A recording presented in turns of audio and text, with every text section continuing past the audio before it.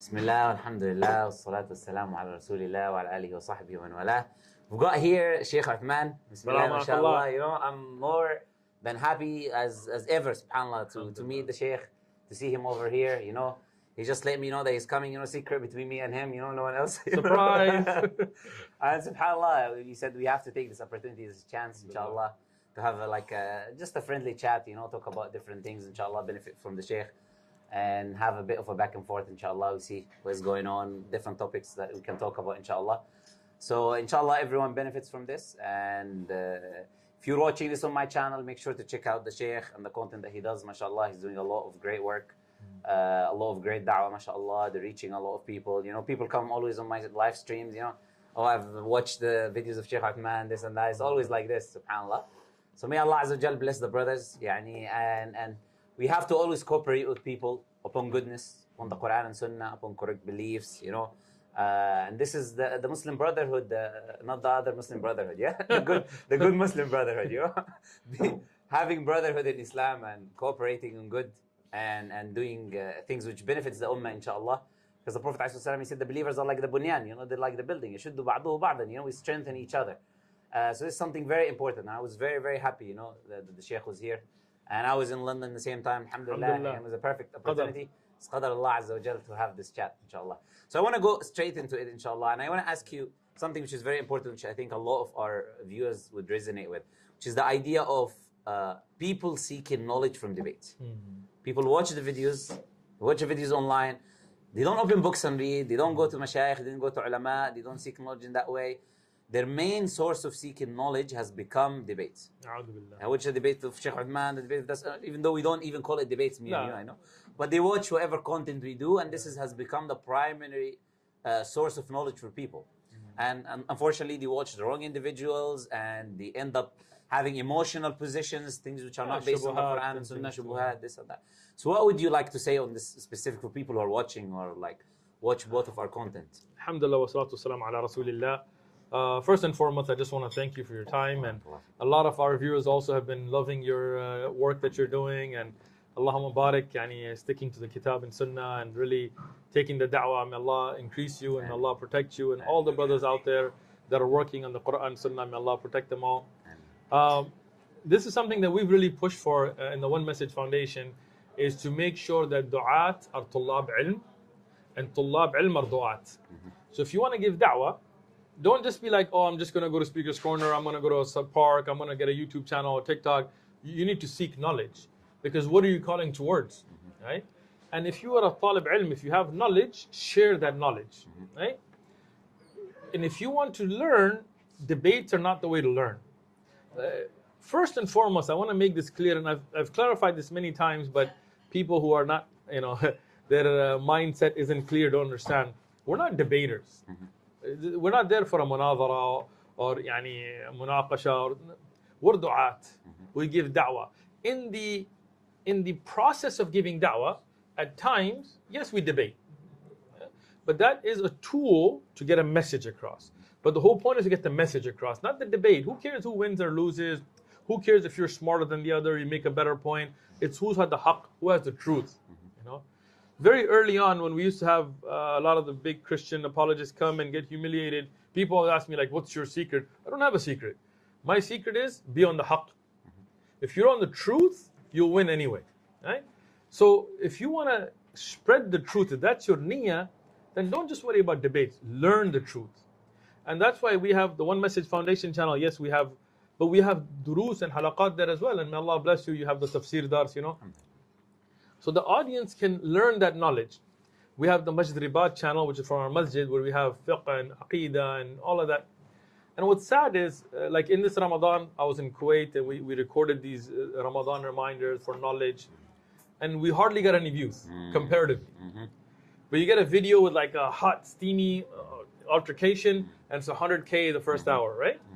And I tell you, people are not taking this the right way. Yes, there is benefit in watching debates.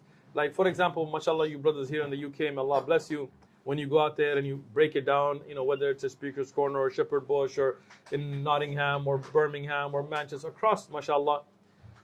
when somebody brings shubuhat and you give them a good clear answer, and mashallah, a lot of our brothers have been telling me you're doing a great job with that.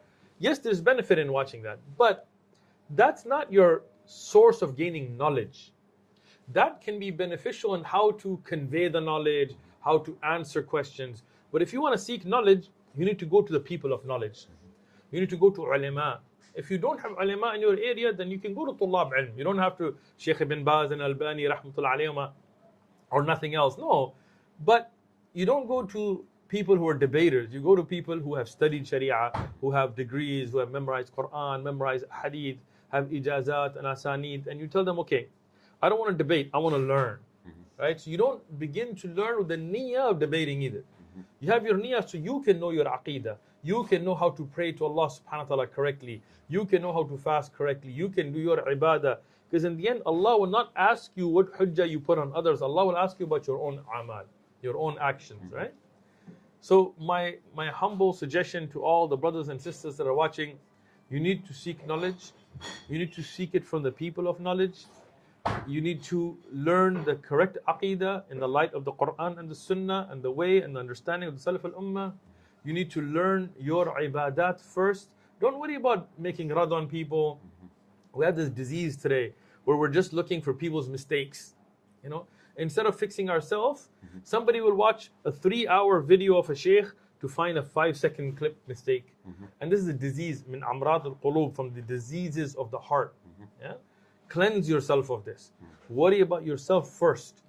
Do I know my Allah subhanahu wa ta'ala, His sifat, His asma al-husna, what He has revealed about Himself?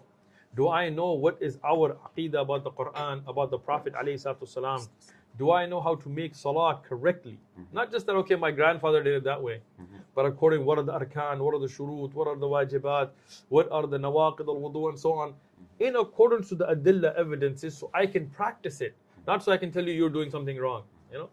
So it's very important to go back to the ulama and learn from the proper mutun, the classic texts and beginning books, and then and again, another thing today. In the West, everybody thinks that the first year they study, they're going to become Imam Bukhari or Imam Shafi'i or Ahmad ibn Hanbal. May Allah have mercy on the great ulama of the ummah. No, you begin with beginning books.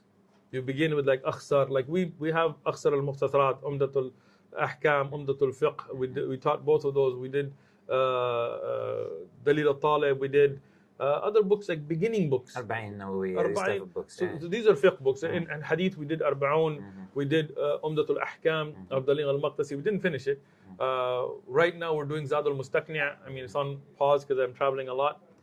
We did Lum'at I'tiqad and Aqidah. You know, of course, we did Usul Thalatha, Aqwad al-Arba', all the classic books. Some of them we didn't record. Some of them were just me and a few brothers.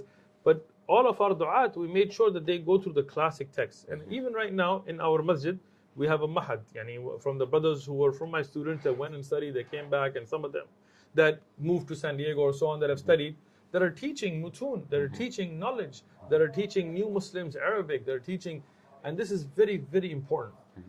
If you want your own self to grow, don't focus so much on debates and drama, focus on knowledge. Okay, so may Allah Azza wa Jalla reward you for that. So this is more of the advice of people to do. But I want also your feedback on the harm effects of doing that. Because like, subhanAllah, like I'm sure you get this as well. You get a lot of people who would message you, email you, this and that, and what they will end up saying is, I was doing da'wah online to this person and he told me this, and what is the answer? So what ends up happening is this, right?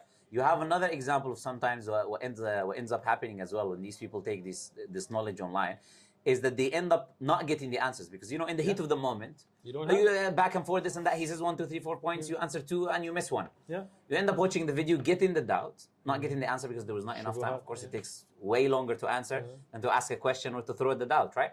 So they end up picking that up instead of picking up a benefit, right? Because you're saying you can pick up benefit and no one can deny that there are benefits, right? So what about the harm effects? What would you like say, like the harm effects that, because these people need to understand now, okay, we are advising you, but we're not just saying advising you because this is the best way and you're fine the way you are, but this is just the best path. There are also big harm effects that you can take, right? Very true. And this is the problem that some people, even brothers who want and sisters that want to do da'wah, don't jump into it. Take your time, right? Seek knowledge first. Because sometimes what happens is, in a debate, somebody will throw something at you, or not just even a debate. Let's say you're out there on a street corner giving da'wah, and somebody who's practiced this, somebody who's maybe a Christian apologist or an atheist that has a PhD, will come and throw something at you that you're not ready for. Now you're on the haqq, you're on the truth. It's just that you may not have been ready for the answer. So now one of two scenarios happens. One happens, you give an answer that's wrong. Now you get the ithm, you get the sin for it, because this is not your religion. It's not just about defending, it's about clarifying. Balagh. Yani we're there to do tabligh, we're there to convey a message. Not just, we're not apologists. You know, like many people call me a Muslim apologist. I don't apologize for nothing, you know. So we're du'at, we're giving da'wah. What are we giving da'wah towards? The Quran and the Sunnah, what Allah has revealed. So our job is to convey. So if you don't know, don't make it up, because you'll get the sin for it. You'll misguide people, you'll misguide yourself and others. The second, you might get a shubha from the shubuhat, a doubt, that even though there is an answer, just because you don't have it, or you don't know the people around you that have it, it will mess you up. So very important, be in touch with the people of knowledge. Go and seek the knowledge first. I'm not saying you have to be a mufti to give da'wah. بَلِّغُ عَنِّي وَلَوْ آيَةً. But you should know that ayah. Not that you just go out and start talking about things you don't know. And if somebody asks you a question you don't know, don't feel shy to say, La adri wallahu alam. Let me get back to you.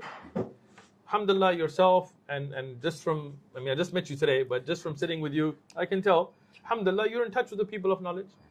You don't need to brag about it. You don't need to wear it on your sleeve. You don't need to bang with me like, yo, man, who you're sheikh. You know, we're not doing all that, right? Yeah. But alhamdulillah, you are. So now, if you have a question, you can go to them, right? So I advise everybody else, look, get in touch with the people of knowledge. Those great ulama that have dedicated their life to the kitab, the sunnah, to fiqh and tafsir and ulum, and then learn from them. And then if you have something come up, go to them, they'll clarify it to you. Don't think you have to be Superman and you're going to figure out everything and you're going to, jump right into debating with apologists and things. It's not the way it goes. Look, people watch videos as if, like, just a couple of years ago, we started da'wah. No, I mean, alhamdulillah, myself and others have been studying since the middle to late 90s, right? I mean, not trying to age myself here, right? But it took years and years and years of that for us to then be like, okay, let's go out to the park and give da'wah.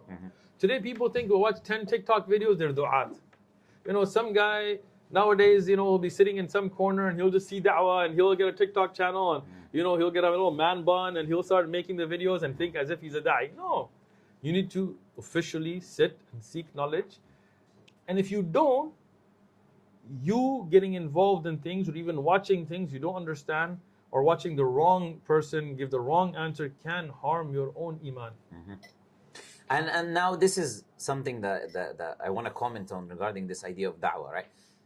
Da'wah and debate, they're not the same thing, right? And I think this needs a lot of clarifying, because sadly, a lot of the people now they watch different people. Some of these people, what they end up doing, they don't do da'wah, right? They do shouting back and forth, screaming back, exactly.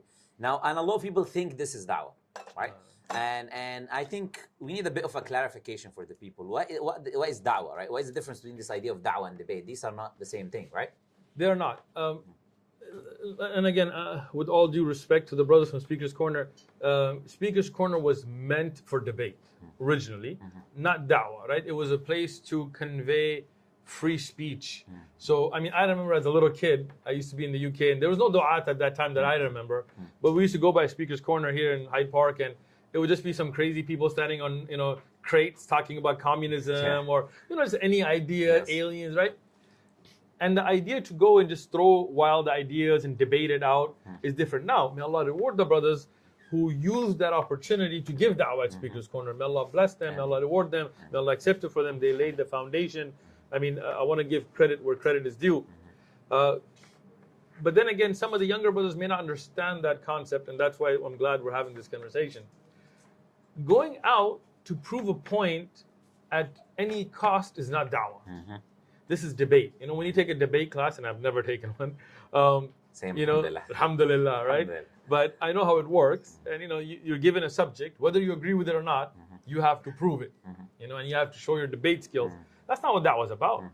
Da'wah is conveying a message. So our job is to convey it. Now, In the path of da'wah, sometimes you'll get obstacles, right? And then you have to clear those obstacles. And this is done in different ways. For example, in time of Sahaba radiyallahu anhum, because our da'wah has to go back to the Kitab, the way of Al-Mustafa alayhi salatu salam, and the way of the Sahaba, right?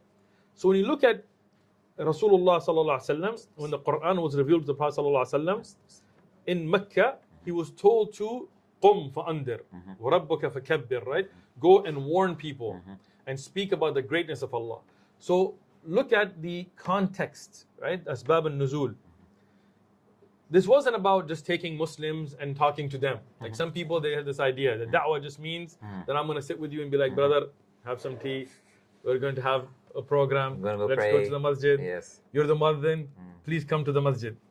You're the imam. Please come to the masjid. And this is da'wah, right? Look, giving nasiha, worrying about the Muslim ummah, wonderful. No doubt to it. But don't use those ayat then. Those ayat were revealed for the Prophet ﷺ to go to kuffar, right? And they were not there to go and debate with them, but to warn them, to remind them. When you go and warn people, you want good for them. You don't want bad for them. Like, may Allah protect you. Let's say if I see your car is getting broken into outside. If I don't like you, I might just ignore it. I just feel like I'm just enjoying my tea, right? But if I like you, I'm like, yo, brother, mashallah, there's a car being broken into, but watch yourself, right?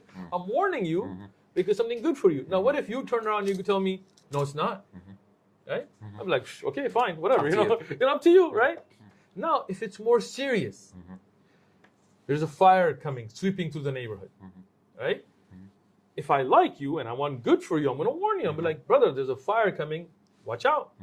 Now here, because it's a little more serious, even if you tell me, no, there isn't, I might be like, look, akhi, look, I'm telling you there's a fire coming. Like, even if I don't like you, I'm trying to warn you, right?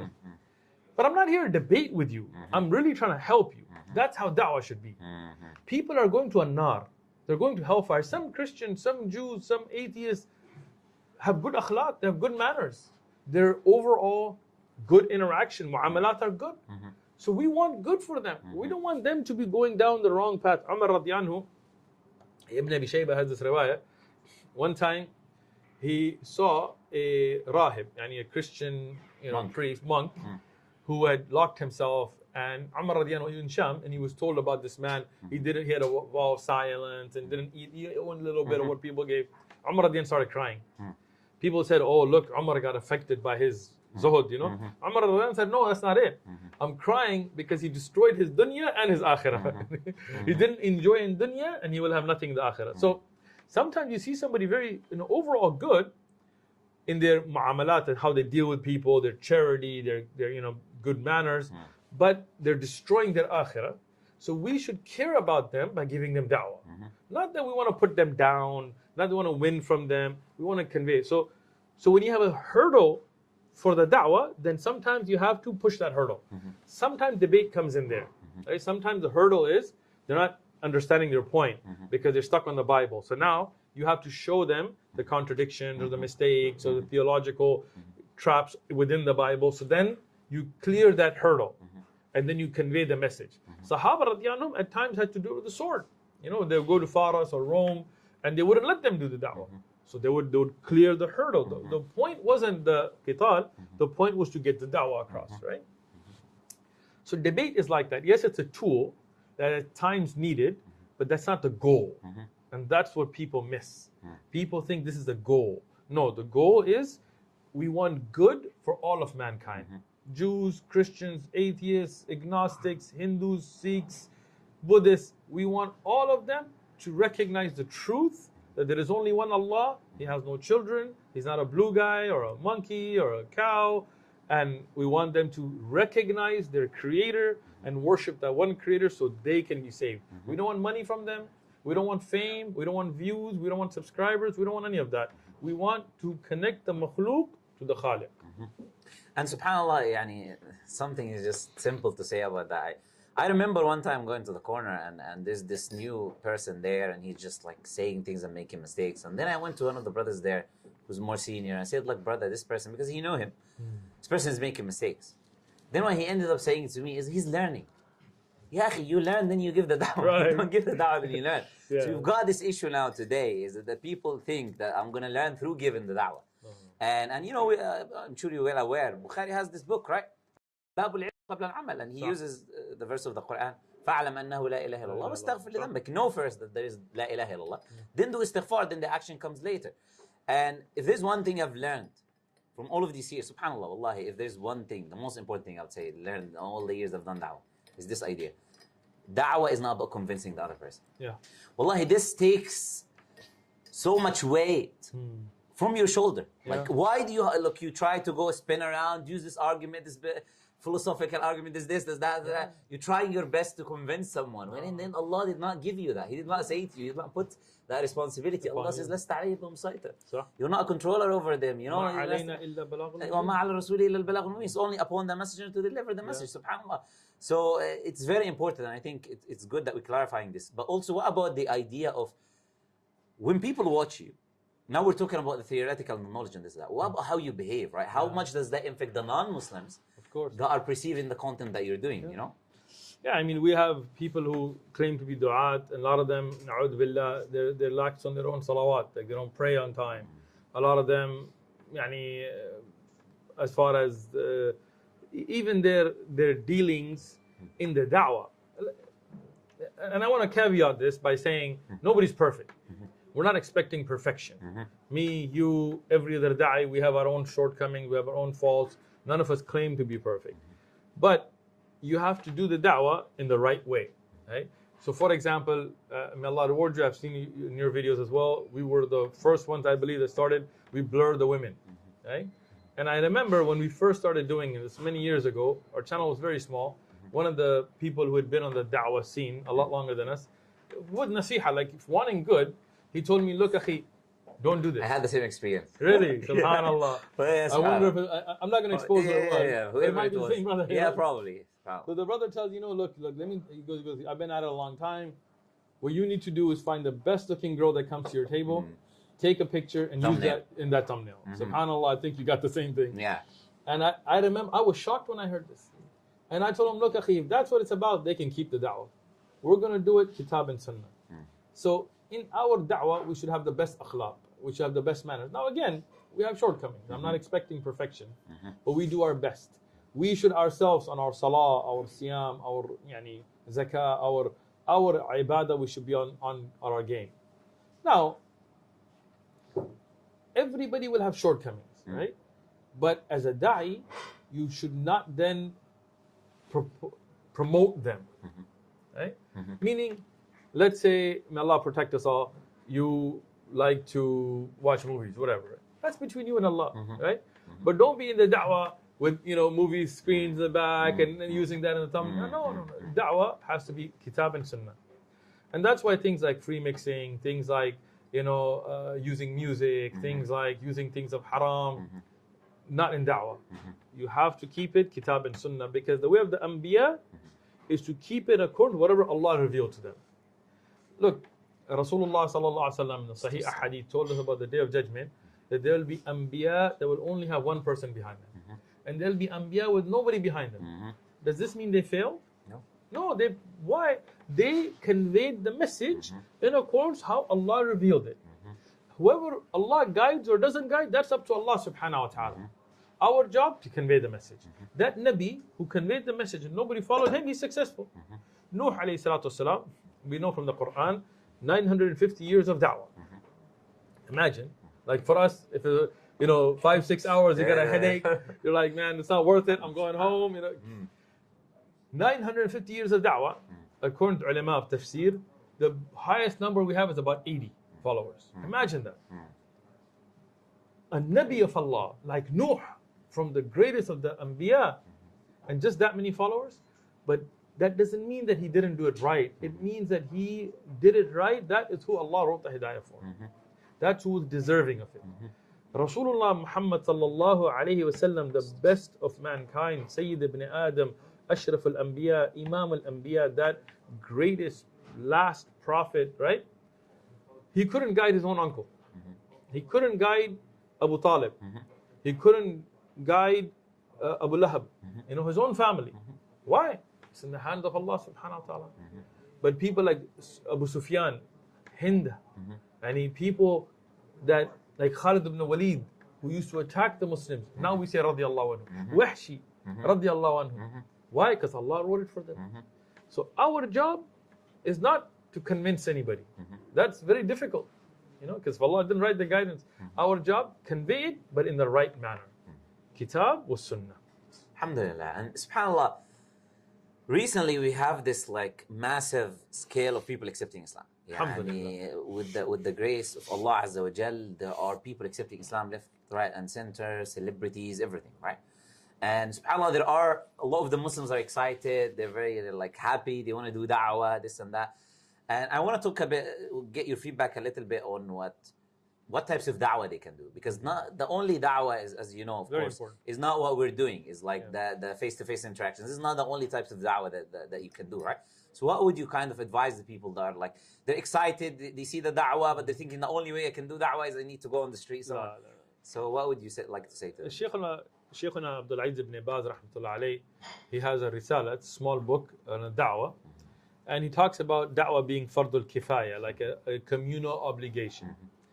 And he says, but when it's not being fulfilled, and as he writes that in his time it was not, that it becomes a fardul ayn, it becomes the individual obligation upon every person from the ummah of Rasulullah sallallahu alaihi wasallam until that haqq is fulfilled. But what does that mean? Does that mean we expect our sisters in niqabs and abayas and hijab to go out in streets and be in a place where they're going to get attacked, and we're going to take our 80-year-old men to go out there and be yelling all day at speakers? No. This is a misconception. Not everybody needs a TikTok channel or an Instagram channel or a YouTube channel. Look, da'wah is from whatever skills you can provide. Once again, go back to the example of the Salaf al-Ummah. The Sahaba radiyallahu anhum had different skills, and they brought those to the table, and they utilized them for the deen. Right? Some of them, like Hassan ibn Thabit radiyallahu anhu, who was very good with languages. He learned Hebrew, and he was able to convey that message to the Hebrew-speaking audience, the Jews of Medina, having picked up that language. But we don't hear a lot about Hassan ibn Thabit radiyallahu anhu for the battlefield, right? Even though, of course, he participated, but he was a poet. That was his skill, language and linguistics. Khalid ibn Walid radiyallahu anhu, mashallah, I mean, he was a mujahid, the sword of Allah, Sayfullah. And we in history books, even kuffar write books about his strategies in military. A man who never lost a battle. Can you imagine, like, pre-Islam, post-Islam, never lost a battle? Like, that's a record you can't beat, right? But when is the last time you read from Khalid ibn Walid in tafsir? Or Khalid ibn Walid in explaining a hadith or a fiqh ruling, right? Now, on the other hand, Abdullah ibn Abbas, Abdullah ibn Mas'ud, Ubay ibn Ka'ab, Abdullah ibn Abbas, Abdullah ibn Umar, the Abdullahs, from the Sahaba, Aisha radiyallahu anha, Salama, you find their aqwal in tafsir, in fiqh, in hadith. So that means they all had skills, right? Now, like that, people have skills today. Allah bless you, Allah, and I'm not praising you in front of you, just give an example. You have a good way of being able to explain things, right? And a lot of our brothers from San Diego have been watching your stuff. So may Allah accept it from you and them and us. Khalas, so this is what Allah has given you with. Utilize that for the da'wah. But you are a very small part of that team. There's people behind this camera right now. There are people that I gave you funding to buy these equipment. There are people that take your videos and promote them. That is a major part of da'wah. I am not the president of OMF. I didn't start OMF. I'm a nobody. I'm just a regular da'i amongst the brothers from OMF. There are many other brothers that are behind the screen that go and set up the table, that order the English language translations and give them out and deal with all that paperwork. May Allah reward them. That deal with the filing taxes and stuff that I hate doing, right? But all of that together is how the da'wah works.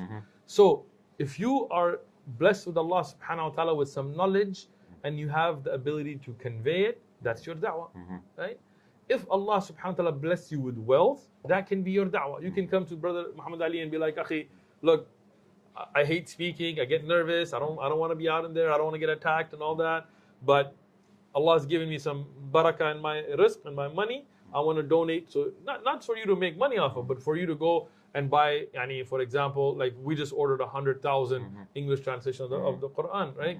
Before that, we bought cameras, we bought, permits, for example, warehouses. At times, when you go out to different countries, to fly the du'at and this, I can contribute that way. That's your da'wah.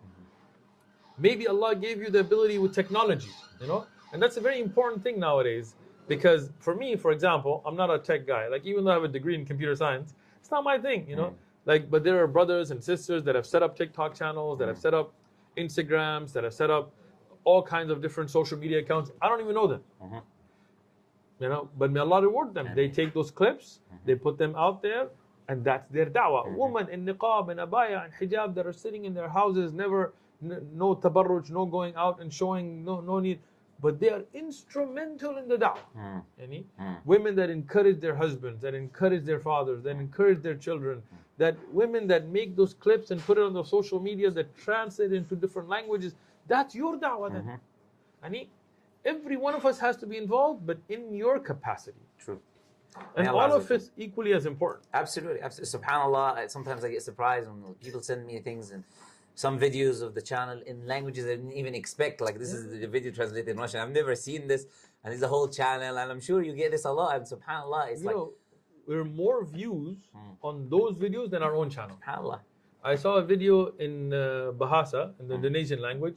It had like 20 million views. And SubhanAllah, I don't even speak Bahasa, and I saw a video of mine in Russian, I forgot how many million views it had. I was like, no idea, in Arabic, and a lot of those channels, we have no idea who they are. We don't copyright any of our stuff. If anybody wants to use it, khalas. The da'wah for Allah subhanahu wa ta'ala. But those people are getting that reward. That whoever becomes Muslim, most of our shahada right now are online. Although we have a good amount still in person, most of them are online. And most of them are not through our channel. They're through other people. So may Allah put it in their mizan hasanat, in their scale of good deeds, that even without ever stepping out into the field of, because that was not easy. Right? When you go out to the Speaker's Corner or Balboa Park or Midway or wherever else, in Manchester or Nottingham or whatever, you're going to get attacked. You're going to get spit at. You're going to get rushed. I mean, I've been physically attacked more than once. You could get stabbed, you could get shot, you could get, all these kinds of things. But not everybody needs to be in that danger, right? Some people step into it, may Allah accept it from them, protect them all.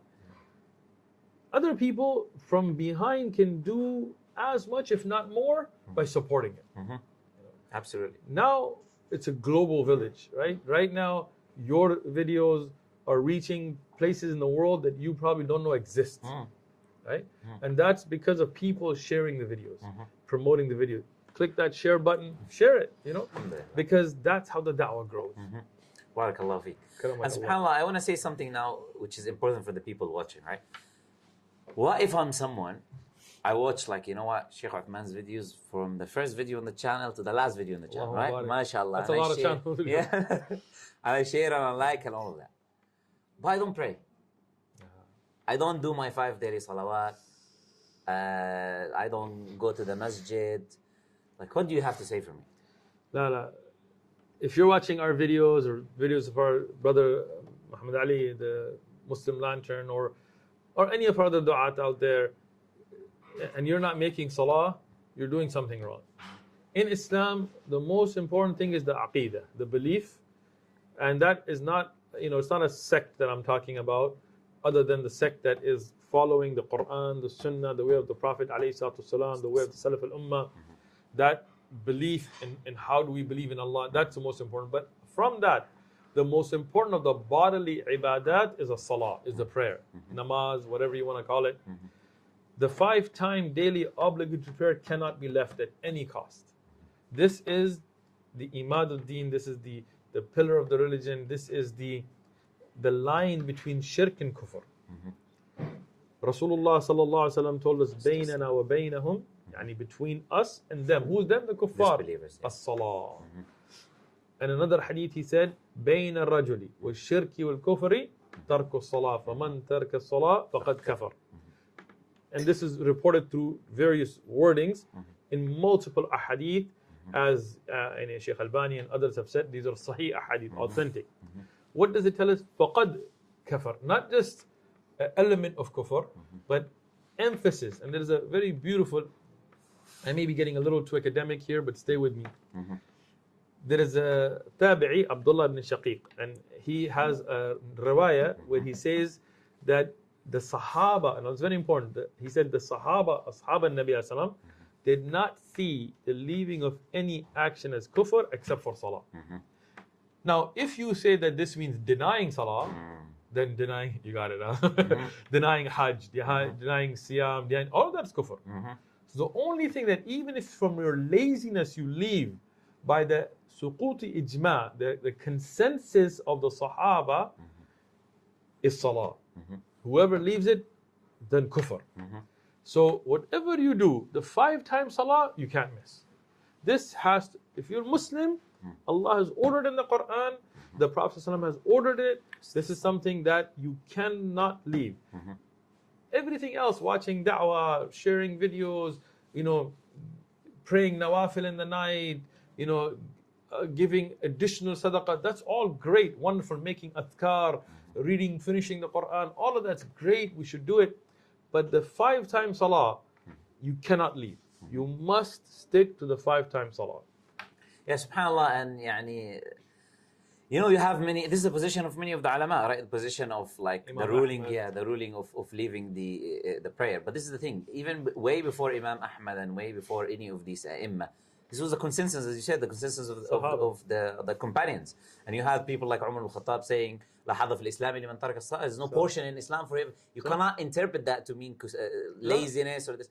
It's clear cut, right? And all of the companions, you have sayings like this from Ali ibn Abi Talib, from Abdullah ibn Abbas, etc. Okay, way later on, you have people, bring in other views and this and that. But even these views, subhanAllah, and this is the thing that I always say, you want to take the views of the other imams, right? You want to take you don't want to take the madhab of Imam Ahmad that person commits disbelief. You want to take the opinion of Shafi'i and Malik that say that he's put in prison till he prays, and if he does not pray, he's killed had. Right. Not ridda, he's killed, but he's killed had, right?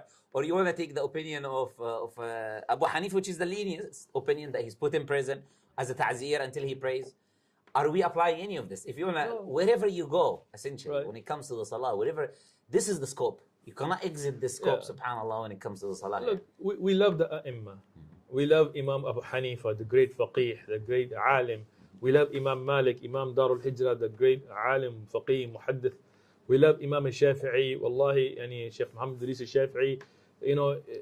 I love reading from his usul, from al-Umm, from his poems, beautiful, amazing, great scholar. We love Imam Ahmad ibn Hanbal, Imam Ahl Sunnah.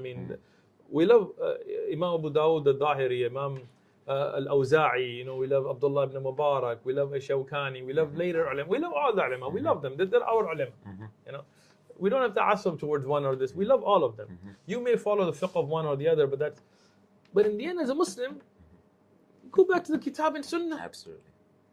Somebody might say, what about the hadith about the one who says the last words are La ilaha enter Jannah? Of course, like somebody's kafir, he takes shahada, says La ilaha illallah, dies, khalas, he's entering Jannah.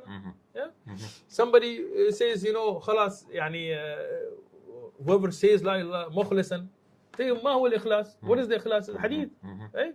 That it keeps you away from all bad deeds. So like take things in context, right? No other deed was taken by the Sahaba as a clear kufr except for the tark of salah. Other deeds were taken as punishment, right? But even Rasulullah sallallahu alaihi wasallam, he would tell them, if you hear the adhan and making salah, then you can't attack them. This is the sifat of a mu'min that was given, of a believer, of a Muslim by Rasulullah sallallahu alaihi wasallam. How do you know a place is a place of Muslim? A salah. So this is something, again, people shouldn't hide behind views either. Go back to the evidence. And that's why even within the madahib of the other ai', there were ulama, like Ibn Kathir, for example, when you read Tafsir Ibn Kathir, he leans toward this view as well. And other ai' as well.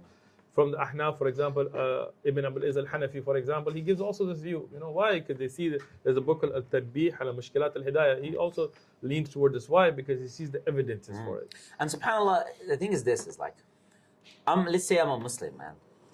Do I want to gamble with my akhirah, whether I'm a believer or not a believer, in something that I know all of the companions have agreed upon. Because the alim later on, whoever the alim is, who's not compared to the Sahaba, said whatever it is later on. SubhanAllah, do you want to have your akhirah on that balance? Am I a Muslim or not Muslim? You're not sure.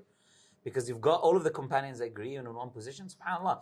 And yeah, one thing just I want to clarify for the people so they don't get confused as well is like Shaykh ibn Uthaymeen, rahimahullah, he mentioned this as well, is we're saying someone who completely abandons the prayer. Yeah. We're not saying like, for example, one prayer or this or that. Yeah, we're saying completely abandon the person does not pray at all. And Shaykh ibn Uthaymeen, subhanAllah, yeah, he mentioned in the hadith, he says the difference between tark as-salah and tarku as-salah. And he said the Prophet ﷺ is saying in complete leaving on the prayer, no Jumu'ah, no Eid, no prayer. He doesn't pray, completely away from the deen. But the important thing is this, is subhanAllah, you don't want to be on that balance, right? You don't want to be in like, wallah, I can't imagine myself like thinking that maybe you are a Muslim, maybe you're not a Muslim. These people view you as a Muslim, these people do not view you as a Muslim. SubhanAllah, it's and the Prophet how difficult is it? I mean, Allah subhanahu wa ta'ala is so merciful. Allah, sometimes in tadabbur, when I contemplate on the mercy of Allah, it amazes me, right? Allah subhanahu wa ta'ala could have told you that you have to pray Dhuhr between 1 and 1:05. Right? He could have told us Asr is between 4 and 4:05. And we'd still do it, but it would be difficult. But Allah gave you this big gap. Fajr comes in, I don't know what time here, I mean, I just flew into the UK, right? So let's say if it comes in at 6 a.m. in the US, for example, and then you have until Ishraq, right? Whatever, 7, 8, 9, you have 2-3 hours, right? Depending on, schedules. Yes. Dhuhr comes in maybe around noon, and then you have to like 3 o'clock, right? Asr comes in at 3, maybe you have till 5, or 6. Then Maghrib comes in, then you have from 5 to like 9 or 8, depending. Then Isha comes in, and you have to the middle of the night or the end of the night. Allah gave you this big gap, and still like a few minutes you can't take out for salah. I mean, it's something. Look, you don't take time out to eat. You ever think like, oh man, drinking water is a pain. I don't have time to drink water. Oh, you get thirsty later. But what about feeding your soul? Right? That necessity of the 5 times salawat. Now, nawafil, this is your health. This is how you're going to get healthy. This is how you're going to build your connection with Allah. But the 5 times salat, you can't play with. SubhanAllah. And we talked about the something which is interesting, which is the idea of blaring people in the video. And I think this is good for us to say to the people watching as well.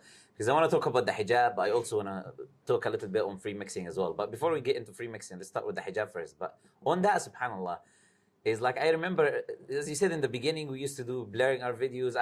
We probably didn't know about my channel. I didn't know about your channel. We were doing this a way long time ago, and I remember I was doing it myself on Premiere Pro. It's taking long hours, and you probably we still do. SubhanAllah, it takes long hours on Premiere Pro to do.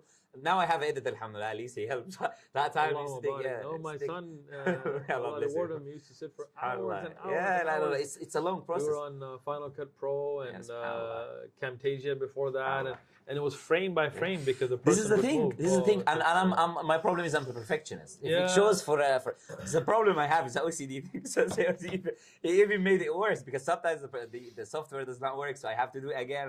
And I mean, a lot of the people use bots and stuff, and it just doesn't work because in da'wah, a lot of times you're moving and they're moving, and then the bot blurs you out or flips for a second. Absolutely.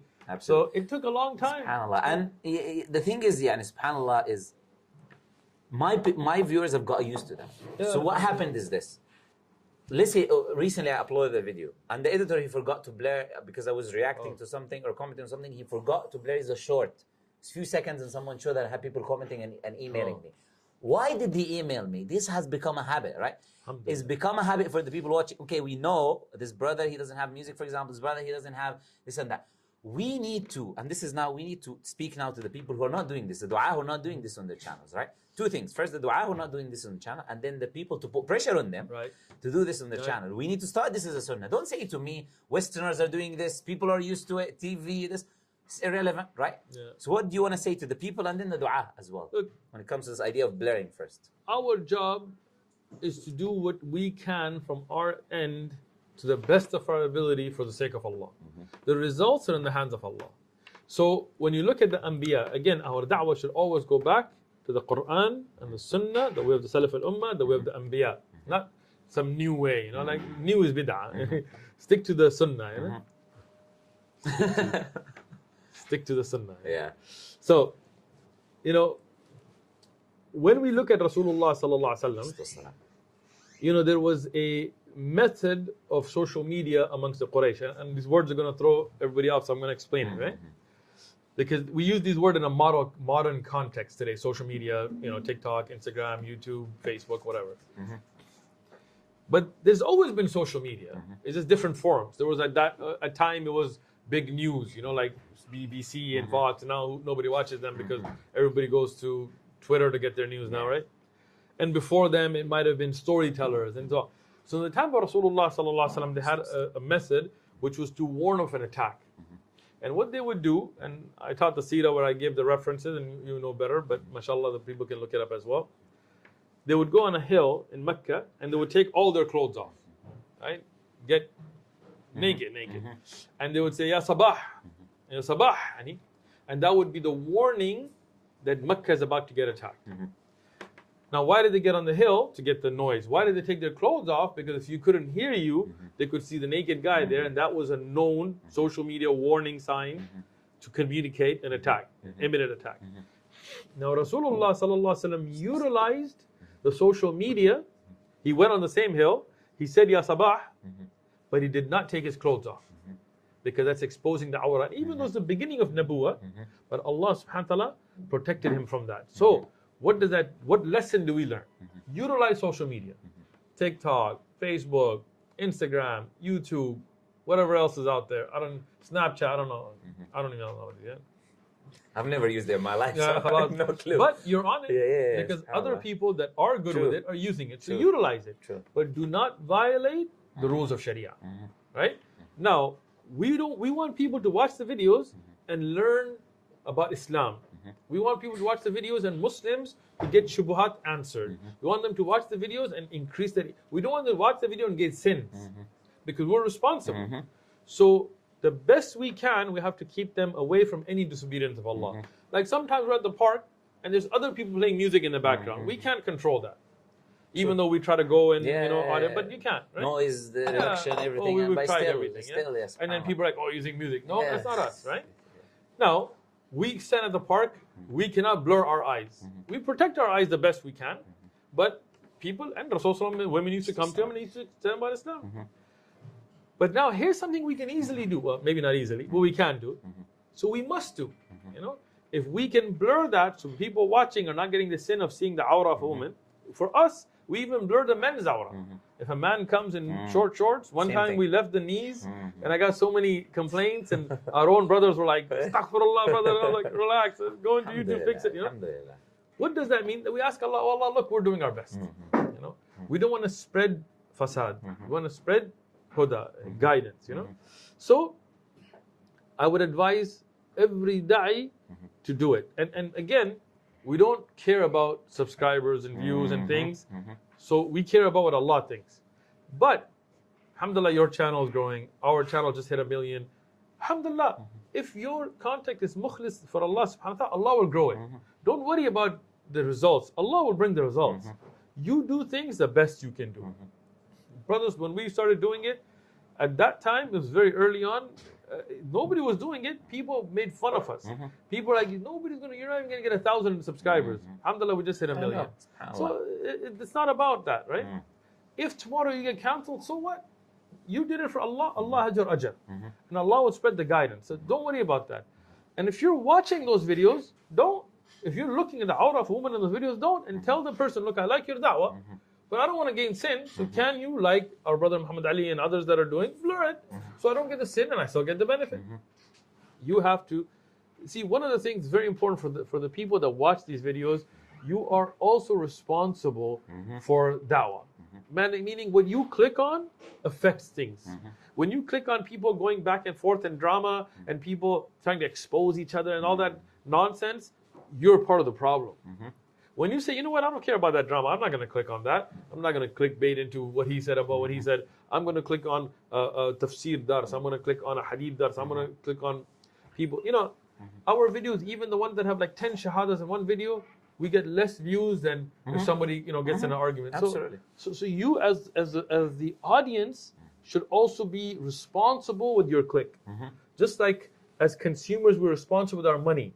What we spend money has an effect on how it's used, just like that, what you click on has an effect. Absolutely. So tell those du'at that are using haram means, whether it's free mixing or music or whatever else, or not blurring by showing the awrah of women, tell them, look, we're not going to click on your videos until you do it.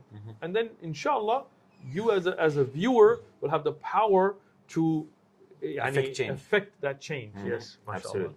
So now regarding the hijab, because hijab it can be a sensitive topic, sadly, for some people. Some I think it's very some simple. of our sisters. It's a part of the religion, a part of the deen, subhanAllah. But it can be sensitive for some sisters. So we want to look at what some of them say. For example, they say, okay, the men are just focusing on the hijab, telling women to wear the hijab, this and that. We're going to talk about the importance of the hijab from an Islamic perspective, and also this idea: is the hijab born for men? Is the men are telling you to wear the hijab? Is it because they want you to wear the hijab? What's going on here? Look, first thing, I don't see any of these sensitive, right? We're Muslims. Absolutely. What does Muslim mean? Yani aslama, we submit. When we submit, it's no longer what I like. It's what Allah orders. Absolutely. It's not about what I don't like. It's what Allah has made haram, right? It's not about what makes sense to me or what's scientific or this. قال الله وقال رسول عليه الصلاة والسلام. Allah subhanahu wa ta'ala honored the Muslim woman with the hijab. If you look at Christian tradition, and you know from the Bible, or if you look at Jewish traditions, the hijab was tied to man's authority. In the Jewish tradition today, a woman doesn't wear hijab until she gets married. And from the authority of her husband, she covers her head. If you look at even the New Testament, the verses about the hijab are to show the man's authority on woman. And if she doesn't, then her head should be shaved. And if it's not shameful, then she should be covered. But that's not Islam. In Islam, the hijab has nothing to do with men and their authority.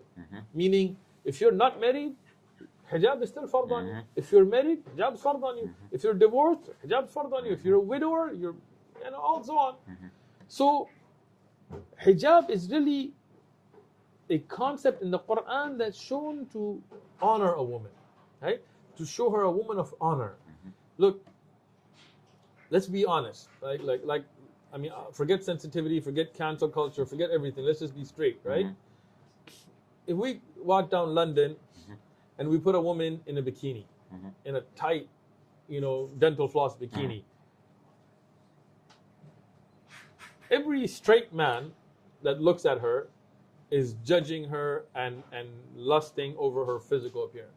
That's just honesty, Now, some men may be able to control it, like a good Muslim man controls it, but that is a natural desire that men have. And any man that tells you that he doesn't is either gay or lying. That's just the reality, right? Now, control is something different, right? When you see a woman in hijab, in a abaya, in khimar, in niqab, in gloves, you cannot judge her on her measurements. You cannot say, this chest and this waist and this. Now you have to respect her for herself, for what comes out of her mouth, from her knowledge, from her piety, from her, this honor and this respect is right away. And you will see it even amongst kuffar. Even a kafir man, even for whatever sense he may have hatred toward Muslim, whatever, but you will see him acting in a respectful way, even if he's harmful, in a respectful way, the woman in abaya and hijab and things. Why? Because that is an honor that Allah gave to the Muslim woman, right? When we look at Western media, it was they played an amazing trick. They played a mental game, right? Vicious men like Weinstein and Epstein. Interesting, they're all Steens. Coincidence. They used these ideas to harm women. They told women, we want to liberate you. You're backwards in these skirts and these blouses. We want to take you out of that. But what did they do? They took them out and then they attacked them. And they used them as bait. They used them as blackmail material. They used them as a way of fulfilling harmful desires and in illicit ways, and then crushed them. I mean, if you look at some of the psychological and physical abuse that went with it, you look at the rape rate, so on. So this is something that that they played a trick. And Allah subhanahu wa ta'ala protected our sisters from it. But some of our sisters, they're falling for the trick. You're having the wolf who wants to make you their meal act like as if they're protecting you. The wolf doesn't protect you. The shepherd dog protects you, you know. And this is the problem. When you have a Muslim woman that doesn't put herself in khalwa with a non-Muslim man, a Muslim woman who protects her beauty, yes, in front of her father, her brother, those that she's safe from, yes, she can show her face and hands and things like this, you know, and then in front of her husband, she can show anything because that's where the natural desire is and should be. Then Allah protects her from those things. And when those are taken away and that harm comes, sometimes it's too late. By the time you realize that you've already been damaged and harmed and hurt and used in such ways that you can never repair it, even though, of course, tawbah and everything is there. But we don't want to put our sisters in that situation. We want to protect them as Allah wants to honor them and protect them with the hijab. This is an honor. This is something that is blessed, has nothing to do with men and their authority. It's got nothing to do with your husband or your father. It has to do with you and Allah. You know, subhanAllah, there's just a small thing I wanted to say, which is I mentioned before, and I was giving a lecture in the university, is like I said, if wearing the hijab is for men, which one do men like more? Seeing more skin or seeing less skin? Which one do we like? Which one do we like? If it's for us, what do we say? Wear more clothes or wear less clothes, right? It's just basic common sense if you want to use it, subhanAllah. So what about like the women who say, some women, right? The hijab is for the time of the Sahaba, the companions, this and that. We're a new culture, we're a new age now. Men are gay today? Yeah, I don't know. Changed, right? No, this is ridiculous, you know? Yeah. Look, Allah subhanahu wa ta'ala did not reveal ayat with a expiration date. Unless there is nasikh and mansukh and you can have evidence for it. The ahkam of Allah for all times. Allah subhanahu wa ta'ala knew the 21st and 22nd and 20th and these different centuries would come and how the situation would be. Allah made, you know, salah for all times. You know, one brother, he was, you know, one of those people that had some issues, you know, they think they're very smart. And he was like, look, wudu was only for the time of the Prophet ﷺ because they were in a desert. And their sand got on them, you know. So I told him, Akhi, if that was true, then why would he make tayammum? More sand. You know, more sand, Yeah. right? It's not about that. Look, Allah knows best. Look, me and you are sitting here, neither one of us wearing Speedos and little marble bags or anything like that. Look, we're dressed modestly as well. We have beards. Why? We don't say, oh, that was just for the Arab or for that time. No. Like, we make 5 times salah. We don't say that was for the time of the Prophet only. No. When Allah orders the hukam, it's still the day of judgment. And when we have the ijma', the consensus of the ummah on the hijab, like Ibn Hazm and Ibn Taymiyyah and the Nuqad afterwards, and Ibn Abdul Barr, Ibn Qudama, and An-Nawawi have mentioned ijma', consensus of the Muslim ummah that hijab is fard on the Muslim woman, khalas, no more debate. Absolutely. Either you're a Muslim and you submit, or again, if there is a sister that doesn't wear hijab, I'm not saying she's kafir, like I'm not, like, you know, we're not going to extremes here. Okay, say this is between me and Allah. I ask Allah for forgiveness. I ask Allah for the ability, and I ask Allah to give me, make my niyyah, move forward. Absolutely. But don't deny it. When you deny it and you try to go around it, or you make stupid comments like that was only for that time, that can put your iman. Yeah, that's where your iman can get in danger. You know? Yeah, and I want to give like a very quick advice before we move on from this topic for the sisters is like, the biggest trick I've seen now, the shaitan plays with sisters that want to wear the hijab, and I've seen this consistently because, you know, shaitan has the khutwat steps, it's always the same.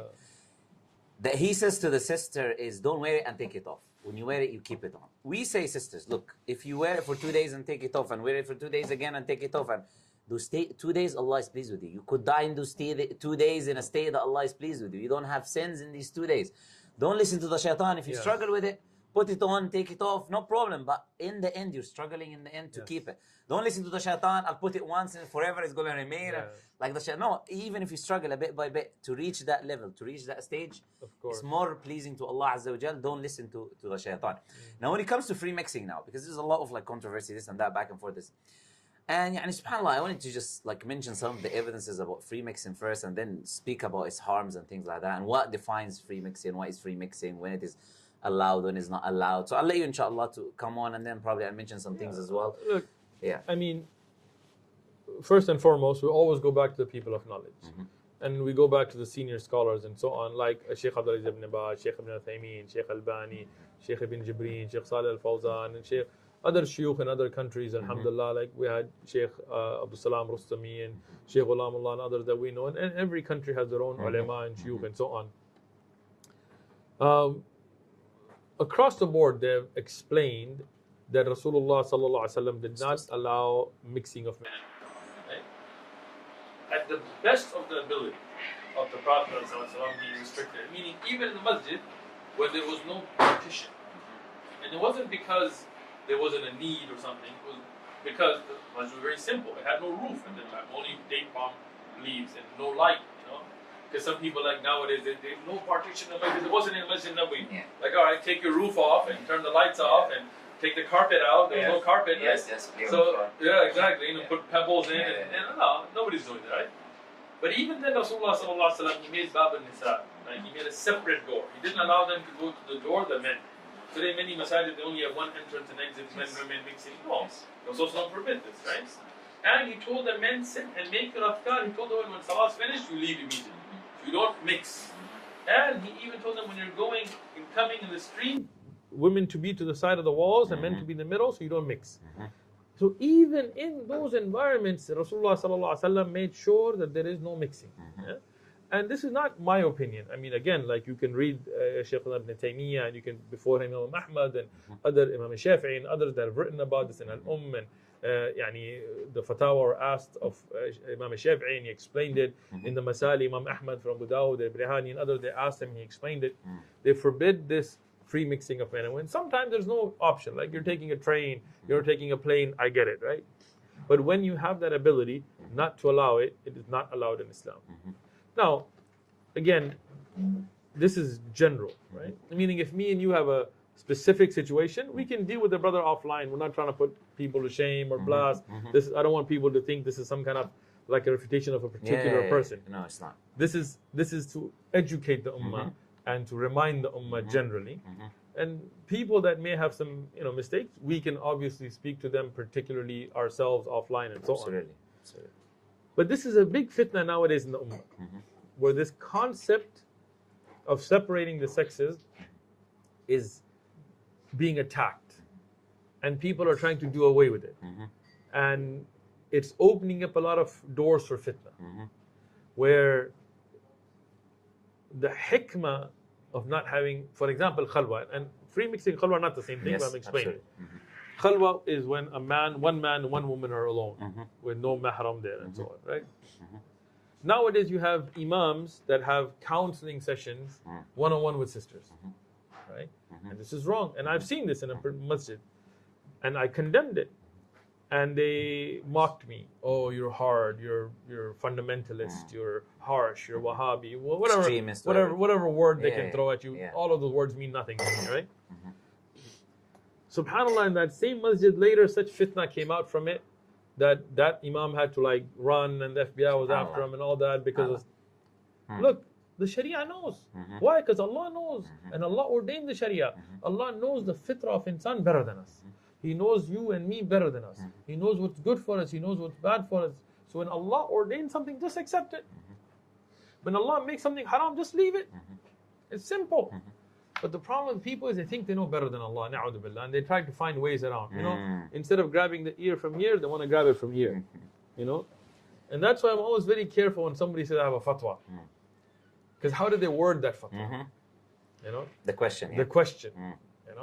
It's always like we have this issue of riba in America, right? People buying houses on riba. I have a fatwa. What's the fatwa? Sheikh, I'm about to become homeless and there's no other way, and I have 9 kids and this and that, and then there's no other way, I'm forced. Can I do it?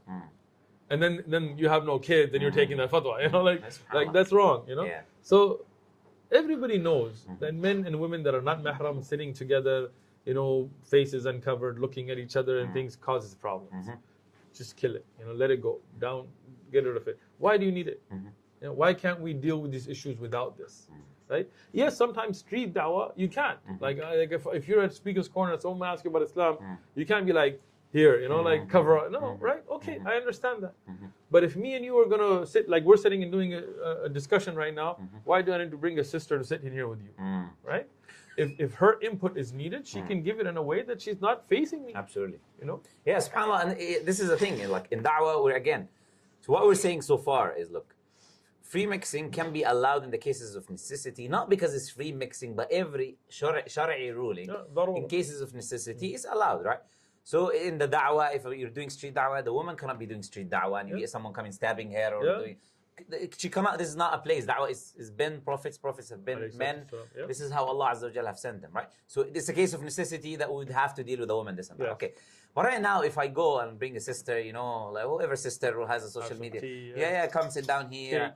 And we joke a little bit, you know, open up. SubhanAllah, just be generous and this and that, right? And back and forth, and maybe I'm talking about sensitive topics to do with Islam. SubhanAllah, it's clear. The Quran and the Sunnah are clear. You mentioned many of the things the Prophet ﷺ, he said he was sitting down and he didn't stand until the women left. And when he stood up, the Sahaba stood up. So they let the women go first. You have Allah Azza wa Jalla in the Quran, you know, Musa alayhi salam and the two girls, right? لا نسقي حتى يصدر الرعاء. We're not doing that. We don't want to free mix with these people now. Get in the water. We're waiting until these people are done, so we don't free mix with them. This is something that is well known in Islam, subhanAllah. So this idea is like, okay, and lowering your gaze, the idea of lowering your gaze. And I heard, subhanAllah, because I want to talk about fatwa shopping again in a bit. This is a very important thing that I think we should touch on as well. But before that, I'm saying, this idea that I heard some people saying this is just an issue of haya, we have no evidences. There are tons of evidences. SubhanAllah, Allah Azza wa Jalla in the Quran saying to speak min wara hijab, behind the hijab. And okay, someone says this is about the wives of the Prophet ﷺ. No. العبرة بعموم النص لا بخصوص السبب. Yeah, okay, this is revealed in a specific thing, but it's a general text. It's applied. are also the qudwa, the example for the believing women. Absolutely. And Aisha radiallahu anha, the hadith sahih, where she says that Rasulullah, when the woman would ask him from behind the curtain, you know, and they would even pass the question at times from behind the curtain. Behind the house. Yeah. So again, these are Islam is not based on uqul. It's a naqal, and it's follow, not aqal. So we look at evidences, and all of these things, Quran and Hadith are the evidences, and you cannot take fatwa out of context, and in the end, another thing is, you know, Sahabiyat would ask some questions that were sensitive due to necessity of asking those questions that time, but they would never discuss things in a vulgar manner.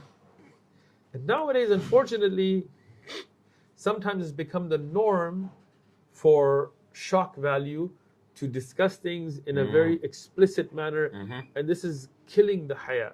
And haya is not just an extraordinary subject. I mean, we know from the hadith that whoever doesn't have haya, يفعل ما يشاء, and you do whatever you want. حياء من الإيمان. من الإيمان, right? So that's the importance of haya. So, you know, even if there are some fiqh questions that are very sensitive, like, yes, you can ask a sheikh because it's necessity, but you don't need to do that on Telegram or Instagram or, you know, live TikTok, right? You're using that for getting the attention of the shabab and spreading a fitna. This is a big problem, though. SubhanAllah. And this is the thing. Al-haya min al-iman. Haya is from iman, it's from belief, it's from faith, it's a part of your religion. Even if you said this is just an issue of haya, that haya is iman. And if you have no haya, you have no iman. Like, you have to understand that. And subhanAllah, this issue is it's problematic. This idea of, okay, just like sit down, speak about private matters. And this is always, subhanAllah, the balance. Like with the Prophet ﷺ, the man came to him, he said, Ya Rasulullah, إذن لي بالزنا. Allow me to do zina. And the Prophet ﷺ, he said, would you be okay? This is the same question I would ask to anyone who's in this situation. Would you be okay to bring your mother, your sister, your wife, and I'll be talking to her about private matters, to do with, you know, subhanAllah. And I saw a video. I'm not going to mention anything about the title, this or that. This is a woman's probably, I don't know if she's a convert or she's a Muslim, whatever it is. She made a video about like compatibility in the bedroom, right? And she used different, and I was like, and Muslims are commenting, mashallah, people they don't want to talk about this. Sister, you're talking about the reason we don't want to talk about it. There's a reason why no one talks about this. So when this haya falls, that's why Allah Azza wa Jalla says, وَلَا تَقْرَبُوا الزِّنَا. Do not come near the zina. صح? Yeah. It's not about do not do the zina. Yeah, because it's the things that are bringing it. So this idea about fatwa shopping now, and subhanAllah, the people now saying, I want to talk about difference of opinion and fatwa shopping, right? When is a difference of opinion a difference of opinion? Because a lot of people are misusing these terms. When is a difference of opinion a valid difference of opinion to begin with? And when are you allowed to take someone's fatwa over another person's fatwa? Yeah. First thing is, we need to understand the difference between differences of opinions. Sometimes there is a valid khilaf bain al-ulama, right, between the scholars of Islam, because they have evidences. Like, for example, if a man or a woman touches the private part, does it break your wudu or not? Right? There is two. Yes. I mean, there's more than two opinions, but basic two opinions. One is that yes, it does. One is that no, it doesn't. Now again, you can go further into with shahwa, dun shahwa, and so on. Now here, the ulama that take these different opinions have evidences. Some of the ai*imma, like Imam Abu Hanifa and others, they take that it does not, right? And they say, look, has hadith of Rasulullah no, sallallahu alaihi wasallam, mink. Yeah, exactly. It's a part of it's you. a part of you, and yes. so on from the hadith of the old man. Some ai*imma and ulama, they say yes, it does, and they bring the ahadith. Exactly. Yes, so absolutely. both sahih ahadith.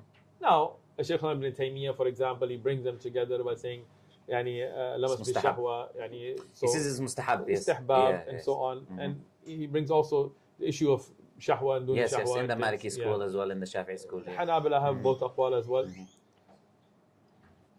This is a valid khilaf. We don't break the ummah on this, we don't criticize because there are clear evidences. Now, what's the strongest opinion based on evidences? This is something for ulama to explain, and the scholar that you know and trust and you get the evidences from, then you follow that opinion. On the other hand, if somebody says, following hadith or not, is difference of opinion. No, there's no difference of opinion on this, right? Ijma'an, by the consensus of this ummah, Imam Shafi'i spoke about this ijma'. After him, every major scholar that wrote about the issue showed consensus of the Muslim ummah, you follow hadith. There is no difference of opinion on this issue. Today, some guy can pop up and say, I don't believe in hadith. Well, they can burn in hell. It doesn't really matter. But the fact that from day one, the Sahaba, they followed the Sunnah, the hadith, the Tabi'un, the Taba Tabi'un, they recorded, preserved, and followed hadith, and the great ai*imma all the way down from Ibn Taymiyyah to Ibn Rajab to Ibn Kathir, every single alim that you can mention, so on, right? That shows you that this is something that is no disagreement. So don't say there's difference of opinion, because there's not, right? Now, when there is a valid disagreement, it doesn't mean every disagreement is valid, right? What does that mean? The fact that a scholar took a view based on evidences so that there is a valid disagreement, but it doesn't mean the disagreement is valid. What do I mean? Let's say a scholar said that eating meat that's been cooked invalidates your wudu. And this is the opinion of some of the ulama. But we have a hadith that show that this was mansukh. There's something that was abrogated. So today, even though that scholar's disagreement is valid, but today that's not a valid disagreement. Today you cannot say this is a khilaf, because the hujjah has been established with clear evidences, and today the opinion has been made clear, right? There are shadh opinions of ulama, odd opinions, right? Like mistakes. They looked at evidence wrong. They looked at, it happens. How about asking this, is music considered a valid, musical instruments, is this a valid No, very good point. When you talk about musical instruments, today, many people are coming out, and again, some of them, and I'm not talking about any particular individual here, but some of them I've reached out to personally, and I've sent evidences to, and I hope from Allah that Allah guides them. I'm not trying to put them to shame or make videos about them particularly. But some of them, it's pretty clear it's coming from a desire perspective, not an evidence perspective, right? Either trying to modernize Islam or to justify certain things or to grow their base, right? Because when clear evidence is put on them, right? From Surah Luqman, for example, and the tafsir of Ibn Abbas and Abdullah ibn Mas'ud, and clear aqwal of Sahaba and so on. And then the ai*imma al-arba'a, for example, Abu Hanifa, Malik, Shafi, and Ahmad, their madhahib, they agree on this issue. And their main followers, if you want to say, followers. The madhahib, and that's why many of the ai*imma consider this to be an issue of ijma'. And even though we can go back and forth whether it's ijma' or not, but even if you leave that out of it, no doubt that the clear evidence shows that musical instruments are haram. So now you cannot fatwa shop here, right? Even when there are valid opinions, it doesn't mean that you can choose what you like. Very important, Exactly. right? That's the second part. Islam is not a buffet where you're going to go and be like, you know what, I like the shrimp, but I don't like this. You know, no, right? You have to accept what Allah has ordained. Now, what happens is people want to fulfill their desires, right? This is like the Yahud fishing on, putting their nets in on Friday and out on Sunday, right? The same thing in our ummah today. And so we'll follow their business, right? People want to have birthday parties, right? So then what are they going to say? Well, all those great ai in the past, they were wrong. Yeah. And I have figured out that, it's okay, Why? It grows your base. People want to have birthday parties. It makes, it makes you modern. It makes you more acceptable. Governments like you, people, big institutions like you, you get more funding. So this is a very scary thing. Because when you go back to the ai and ulama of the past, you look at those pious, great scholars, that wrote on this subject clearly showed that, look, this is a festival that came from shirk and so on. You cannot celebrate it. It came from celebrating the moon goddess, the cake, the lighting, all of that, right? So for us, it's clear. But now people want to fatwa on Sheikh Fulan said it's okay. But Sheikh Fulan's not going to stand for you in the day of judgment, right? This is just like the Yahud and Nasara when the Quran talks about them worshipping their priests. And some of the Sahaba that had become Muslim from being Christians and Jews, they said, Ya Rasulullah, we didn't worship them. Rasul told them, didn't you take halal what Allah had made haram? And didn't you make haram what Allah had made halal? You worship them. So if Allah made something haram and you're taking the fatwa to try to get out of it, then you're worshipping that shaykh. And that will be something on you on the day of judgment. So we cannot do this. Every one of us should have somebody we take knowledge from. A person of knowledge, whether we know them personally or not, so on, right? Somebody who gives clear evidences, somebody who's on the Quran and Sunnah, and we should follow with evidence what they give us. It's not like, I like you, Shaykh, but in this one issue, I want to go take this Shaykh's fatwa because it makes it easier for me. This is following your nafs, your desires, and it's very scary.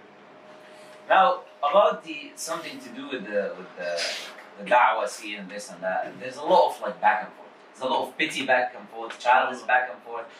There's a lot of lay public who are confused, they don't know what's going on, and I'm sure you get a lot of these people coming to you. And what advice would you want to give first to the people doing this back and forth, and then secondly to the people watching, right? This back and forth as well. Look, I'm not a drama queen, so I'm drama free. I'm a da'i, so I go give da'wah. That's how we should be, right? Look, if you have issues with somebody, talk to them. Put them aside, give them a call, sit down with them, have some tea, brothers, talk about it. Two sisters have issues, talk to your sister, If you don't resolve the thing online, offline, maybe you can address the issue.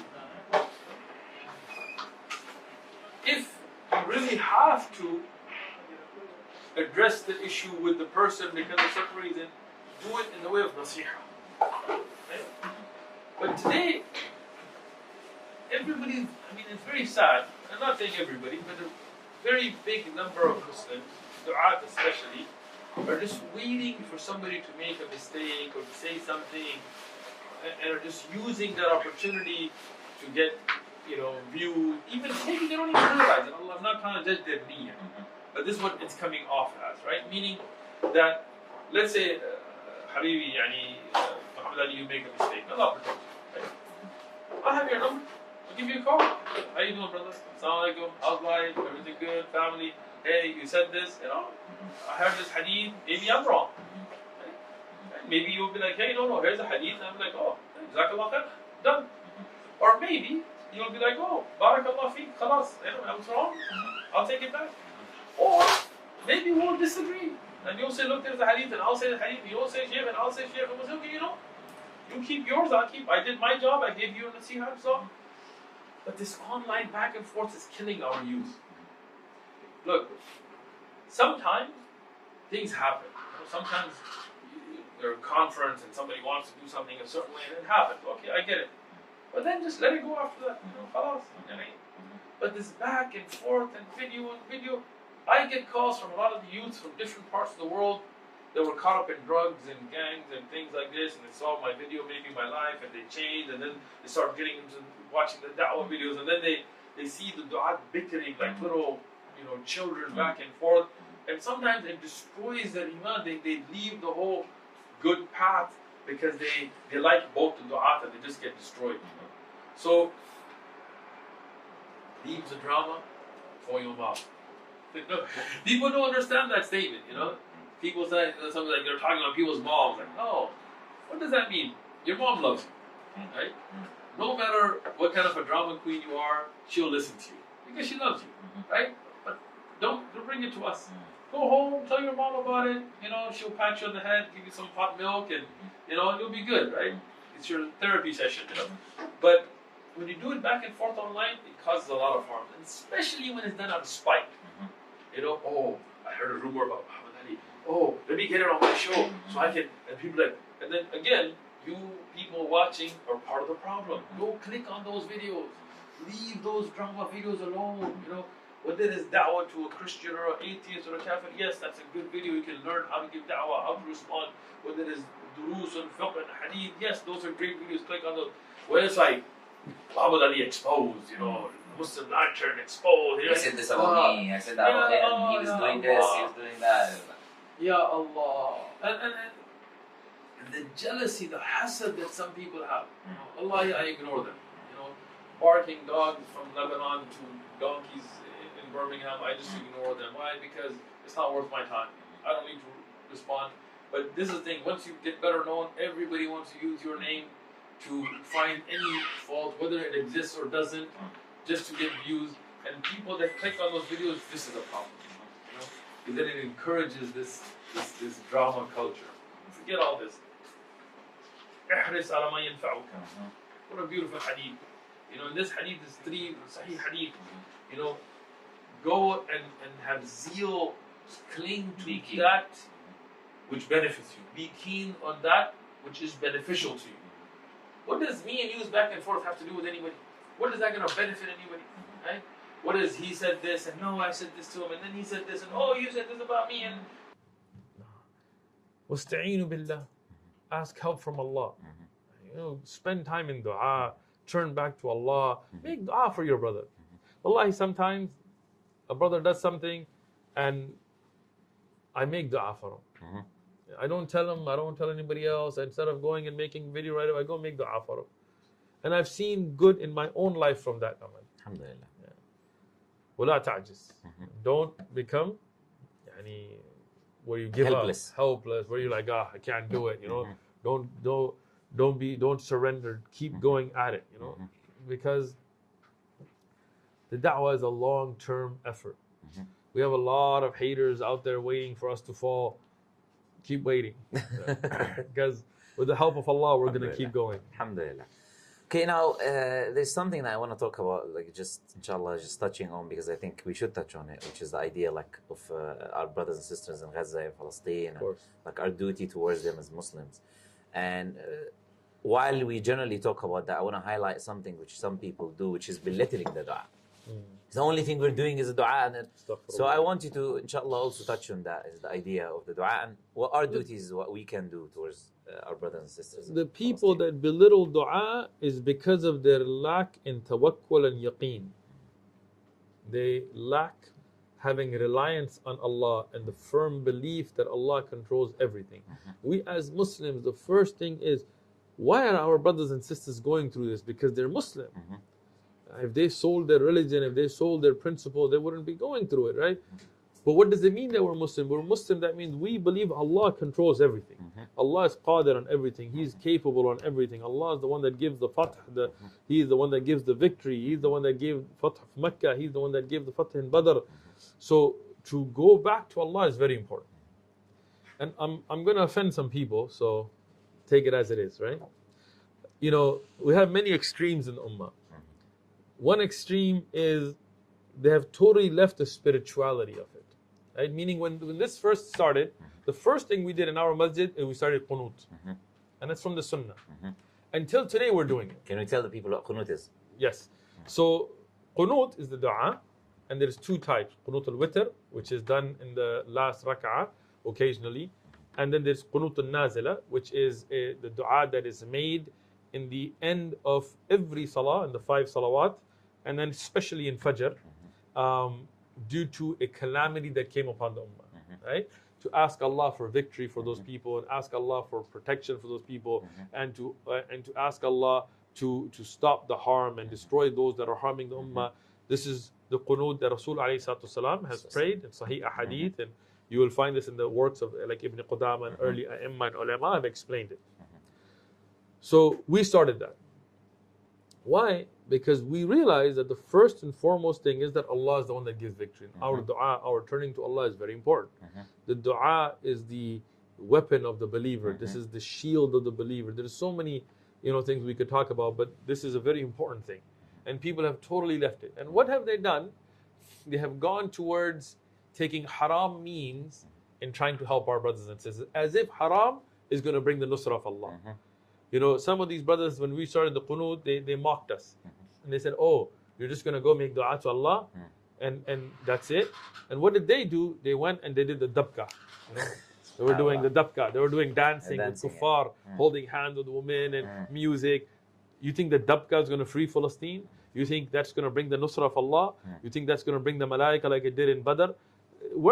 Our fight is not where your lobby and my lobby and your army and my army. We have to get the nusrah of Allah behind us and then have sabab. I'm not saying just dua, but don't forget that there's a difference between us and just two political parties going at it, right? So that is the first extreme when people reject the dua altogether. The other extreme is where they only think about the dua. They don't think of any other means we can help our brothers and sisters in Gaza, in Palestine, and in other parts of the Muslim world. We're just discussing Gaza because it's going on, and it's definitely, with the tens of thousands of innocent lives that have been killed there, and children, even the UN now is saying around 12, 13,000 children, infants. So, of course, this hurts us as human beings, as Muslims. But there are Muslims that are struggling and being killed in India. There are Muslims that are struggling in China. There are Muslims that are struggling in other parts, in Sudan, and other parts of in Yemen, and so on. And again, all of those, we feel the pain, and we have a responsibility. Whether it's giving sadaqah, whether it's giving, at least our voice. Today people are scared to. People mock it. Like people make a joke out of it when not realizing that, imagine if you were in that situation. Imagine if you were there and bombs were dropping in hospitals and so on, and some Muslim sitting very comfortably in some country was mocking his drink with you. We don't do that.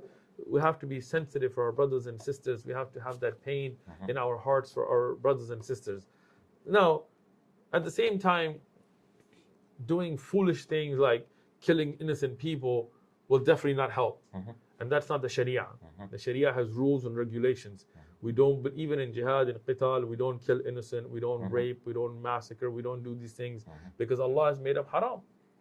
Rasul ﷺ has shown us the usul, the principles of even fighting. Right? So if somebody thinks helping Palestine means he's going to shoot up a mall somewhere, that's stupidity. How is that going to help anything? That doesn't make any sense. Now, the balance of the ummah is always in the middle. Is wasat, the middle path, So we don't go towards haram, we don't ignore, we don't go towards extremism. We think, okay, what's productive, right? So dua, everybody can do. Every woman, every child, every man, every foreigner, even if you're in prison, you can make dua. That's even if you're in a hospital, you can make dua. So let's start with that, right? Giving sadaqah. Instead of wasting money on, $300 shoes, if you give $300 of money that can actually reach our brothers and sisters and help them with food and medicine and whatever else, this is a beautiful thing for us to do. The next thing I'm going to say, and it's very important, is to raise your voice. One of the things the positive that we've seen now, unlike the earlier massacres that have also gone on in the same land and other Muslim lands, is the narrative is not as controlled anymore because of social media. because of people like me and you, people that are watching, because of those people, now what's going on is those big media companies like CNN and Fox and News, this and that, and BBC here, they can't just control what you see. People on TikTok and Facebook and Instagram and Twitter and YouTube are putting videos, and even though they're trying their best to censor it, and even most of the videos that we even mentioned, Palestine gets strikes. I have videos, they took it down completely. Yeah. Our brother Sneeko, may Allah protect him, same thing, you know. But even with all that, people around the world are seeing what's going on. And we have many people in San Diego that came, and you can see the videos on the One Message Foundation channel, where they became Muslim because they saw the people of Gaza and they saw the videos and their iman and their strength, and from that they became Muslims. And we have many popular personalities that have also recently been becoming Muslim because of it. And many non-Muslims are standing up for Muslim causes because people raised their voice. People talked about it. People posted about it. People at workplaces, at schools, at universities, with proper, be careful, don't want to get kicked out of school or get fired or anything, but within the laws and rules and regulations, they spoke about the issue and raised awareness. That's another thing we can do. Right? Past that, we have to think long term. Muslims have very short-sighted thinking. You know, many Muslims are like, overthrow the Muslim government. Okay, so now you have this issue going on here, and now you're starting a civil war. Like, you really think that's going to help, you know? And then if oppressive powers bring overwhelming force, that civil war is just going to be crushed, and it's going to be worse than it was before. And if the leader was Muslim, then, you know, attacking him would be wrong anyway, you know?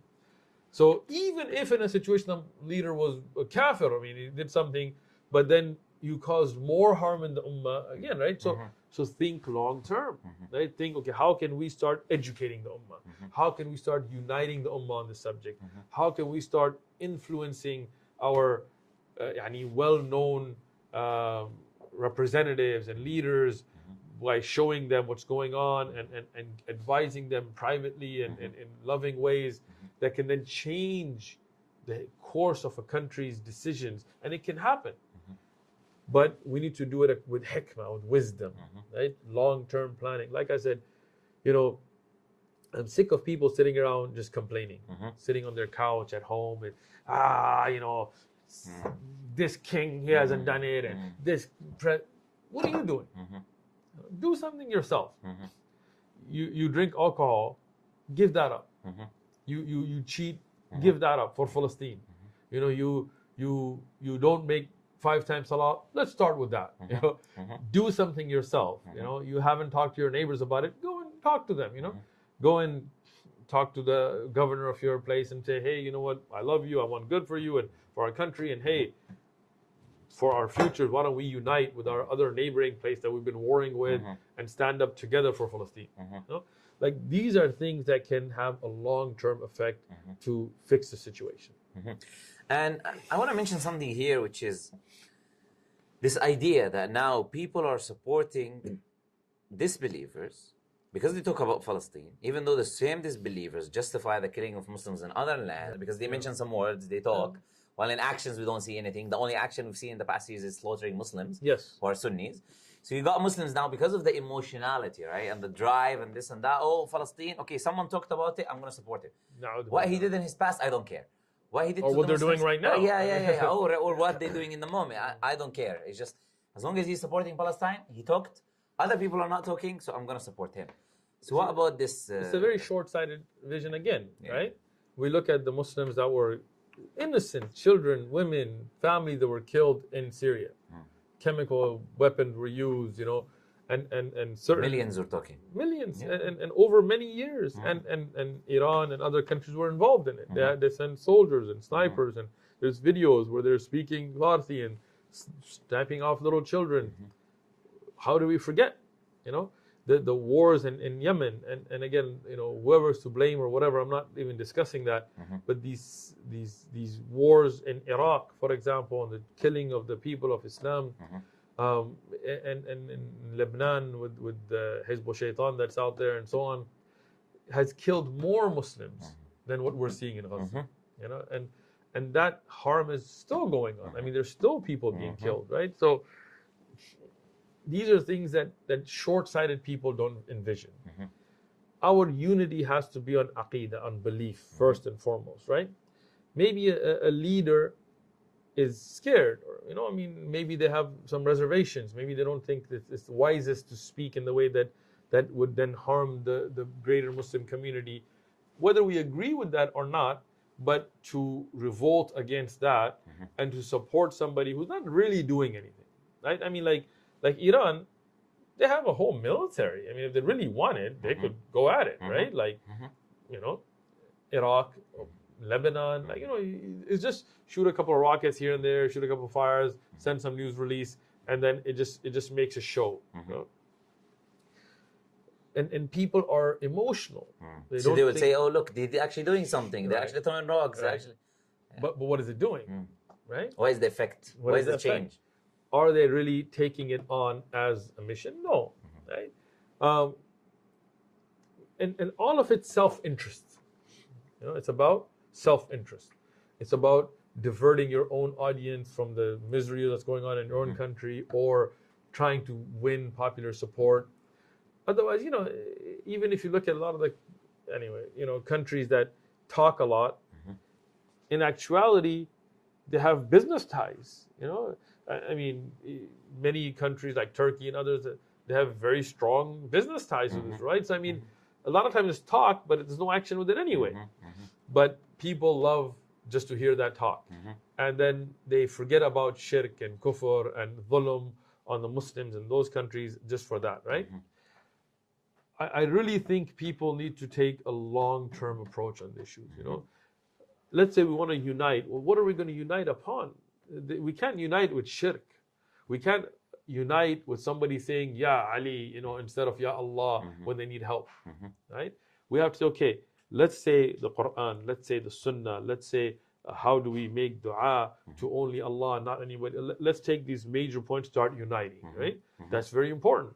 But to unite on political causes, leaving out the Islamic prerequisites of who you unite with, will never bring barakah, because we're asking help from Allah.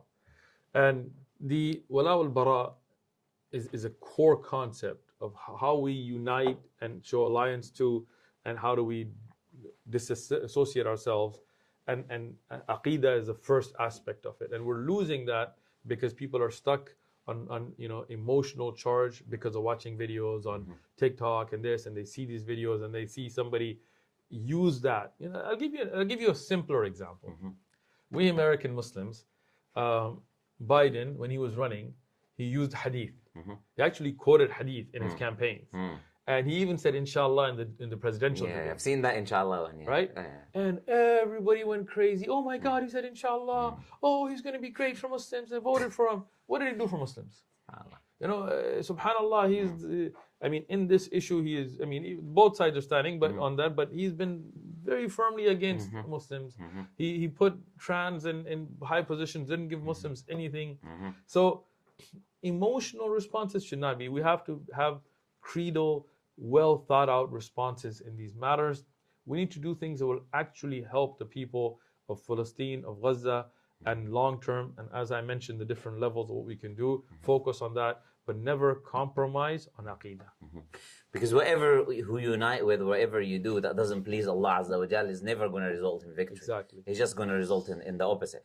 Now, when we talked about aqeedah and these things, I want to ask you like a bit of a sensitive topic, or a sensitive question, right? As if so far we haven't been sensitive. It's this idea of like, okay, what about this Salafism? Now, some people think this idea Salafi, this and that. Some people call me sometimes Salafi, some people call me this, some people, even though I never called myself any name, right? Other than Muslim. As Allah Azza wa Jal commanded me to do in the Quran, I try, alhamdulillah, to stay with the Quran and Sunnah and follow the same beliefs as the companions did and the same teachings that they had, etc. Now, some people think now Salafi means a person who's very rigid and harsh, extremist, who is against supporting our brothers and sisters in Palestine, who's maybe being paid by the government, who is against aiding Muslims and attacking everyone left, right, and center, and he's the only one upon the truth, And some people think this is what Salafi is. I just want a clarification from you. Because I do personally, I would say this idea, like no one can come and say you have to call yourself X, Y, and Z other than Muslim. Right? Muslims, Allah Azza wa Jal says, "Huwa sammakum muslimin," He named you Muslims. Prophet ﷺ said, "Name yourself what Allah named you," which is what I name myself. Okay. Alhamdulillah. Yeah, you believe what the companions believe, you do what the companions did. But what is this idea of Salafi? Is this, are there people who hijack the term today? What is going on? Like, if you can tell us about that, yeah. First, foremost, what is wajib, what is obligatory upon the Muslim is to follow the Quran. Whatever Allah subhanahu wa ta'ala has revealed in the Quran, or whatever is sahih and al-Mustafa alayhi salatu salam, whatever is authentic from the Prophet Muhammad sallallahu alayhi wasallam, we must follow. As a Muslim, it doesn't matter what, sect, group, whatever you want to call yourself, but the issue is this is obligatory upon us. And the best example for us, as what we find in the Quran, who Allah subhanahu wa ta'ala was pleased with, who they were pleased with Allah and Allah was pleased with them, is the Sahaba, is the companions. And those Salihin that were with them, who are the An'am Allahu alayhim, who did Allah subhanahu wa ta'ala bestow His bounties upon, min al-Nabiyeen, was Siddiqeen, was Salihin, was Shuhada, was Salihin, right? In the tafsir of this, as Sheikh Muhammad Amin Shanqiti, he mentions in Adwal Bayan, he said, Nabiyeen, like to follow the way of the prophets. And the Siddiqeen, who is the Siddiq? Abu Bakr as-Siddiq, who are the Shuhada on Uhud. Rasulullah sallam told about Umar and Uthman and Abu Bakr. He said, told Uhud not to shake, Sahih Hadith, because upon you is the Siddiq, who was Abu Bakr, and Shahidain, the two Shuhada, Umar and Uthman. So it's the Sahaba. And then after Shuhada, Salihin, right? Who are those? Right? Those Tabi'un, the great Imma, like Sufyan al-Thawri and Sufyan ibn Awayna and Abdullah ibn Mubarak and Hassan al-Basri and the great Uwais al-Qarni and so many great tabi'un. For example, you look at Imam Abu Hanifa, the great faqih, and Imam Malik and Imam Shafi'i and Imam Ahmad, and then after them, Imam Bukhari and Abu Dawud. So we as a Muslim ummah, we're ordered in the Quran and Hadith to follow the Quran and follow the Sahih Hadith and the best of the generation. That is upon us. We don't have to walk around with labels and try to challenge each other like, brother, you ain't Salafi enough for me, brother, get it tattooed across your back or some like these kinds of things that people have made into it. No, you may follow a sheikh that, alhamdulillah, as long as he's on the Quran and Sunnah, that's okay. And my sheikh may not agree with your sheikh. That doesn't mean we sit around and refute each other all day and as if we're some kind of masters of the dungeon keys or something. I can throw you off the manhaj and no, right? But again, we do want to follow the best of generations. We don't want to innovate in the religion. We don't want to coming up with new things. No, what those Sahaba and Tabi'un and Taba Tabi'un, those Salaf al-Salihin, what they saw as a religion is the best. This is what Allah, this is the Rasul Sallam said, this is the best generations and so on, right? But today it's become almost like you have soccer teams, or you guys call them football teams, right? It's become like that, I'm on Sheikh Fulan's team, and if you're on this team, then I just hate you. And sometimes Shuyukh may have a personal disagreement that's between them, right? Imam Bukhari and Imam al-Duhili had a very harsh disagreement, right? It led to a lot of things, but the Ummah didn't allow it to divide the Ummah over it, right? You didn't become Bukharis and Duhilis, right? You still stayed together and you let them deal with their internal issues. This is how we should handle it. Look, you're Muslim, I'm Muslim, this is the core of it, right? If you do some bid'ah in your ibadah or things, then it's upon me to give you nasiha. To first thing, want good for you, not just refute you, but to really try to change it, right? To make ghayr, to change the munkar, right? This is the first thing, right? Secondly, if your sheikh holds a view and my sheikh holds a view, and like we discussed earlier about what is a valid view and evidences, khalas, no problem, right? Imam Shafi'i held views that Imam Malik didn't, and Imam Malik held views that Abu Hanifa didn't, and Abu Hanifa held views that Imam Ahmad didn't. They didn't go around refuting each other. They didn't go around telling your students, don't sit with this person, he's a person of bid'ah. No, okay. This is not the way to go about things, There are valid disagreements that we have to respect. There are scholarly opinions that we have to respect. And the core of it that I'm going to say is nasiha. Ad-deenun nasiha. What does nasiha mean? Does nasiha mean that I just want to find a mistake? I'm just saying, gotcha, No, I want good for you. If you're going down the wrong path, I really want to, and maybe I'm on the wrong path. Maybe you can give me nasiha, right? And if I see the evidence, I should be like, yo, Jazakallah khair. Right? But this dividing each other, attacking, and of course, you think the Salaf al-Salihin, what does it mean to be Salafi though? It doesn't mean to follow a particular scholar today. I mean the Salaf, right? You think the Muslims are being killed in one land and the genocide is going on against them, you think they're not going to care? You think Umar radiyan and Uthman radiyan? Of course. If you look at the earlier generations, even the not so salih of them, and I don't want to get in detail, but if one Muslim woman was disrespected in land, they would bring a whole army to attack. That's the Salaf al-Salihin. I'm just going to end with this, right, on the subject. Salafi is not a banner. It's not a slogan. It's not a political party for you to, it's not a little private club for you to be talking about, It's a mindset, it's a manhaj, it's a methodology, right? So if you really want to follow the Salaf al-Salihin as you should, then learn who they are and how they lived and how they acted and bring that into your life. And the reason is because Allah Azza wa Jal commands us to do so in the Quran. Prophet said the best generation is mine, and the one will come after. The one will come after. And the verse you mentioned, Surah At-Tawbah, that Allah is pleased with them and He's pleased with those who follow them, right? Yes. So we are trying to follow them because the Quran and Sunnah tells us to follow them. We're Muslims who try to follow the Sahaba, the Tabi'un, Atba'at Tabi'un. It's not tied to any particular scholar. Absolutely. It's not tied to any particular organization. It doesn't. Nowadays they bang on websites with each other.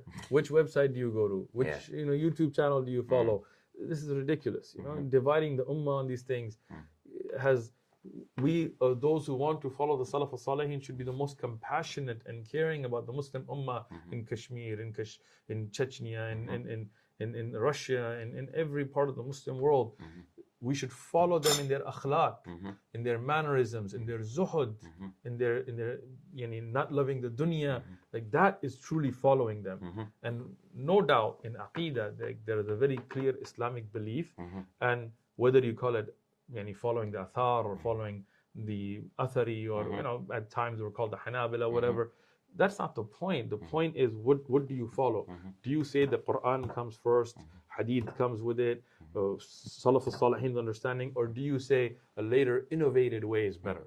There is the distinction. Yes, subhanAllah, and this is what I would say for people to consider and think about, because when you say you call yourself Muslim, some people they come and say, but everyone calls themselves Muslim. But the same can apply for any name you call yourself. You can call yourself Salafi, and everyone can call themselves Salafi. It doesn't mean they are. Even the Khawarij and stuff, they call okay. So it's all about what you believe and what you teach and what you're upon and how you behave and how you act. So you just be a Muslim, follow the correct beliefs.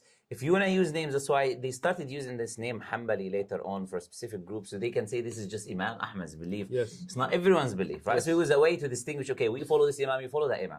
It's not about any Imams, it's about the Quran and Sunnah of the Sahaba. They were upon this belief.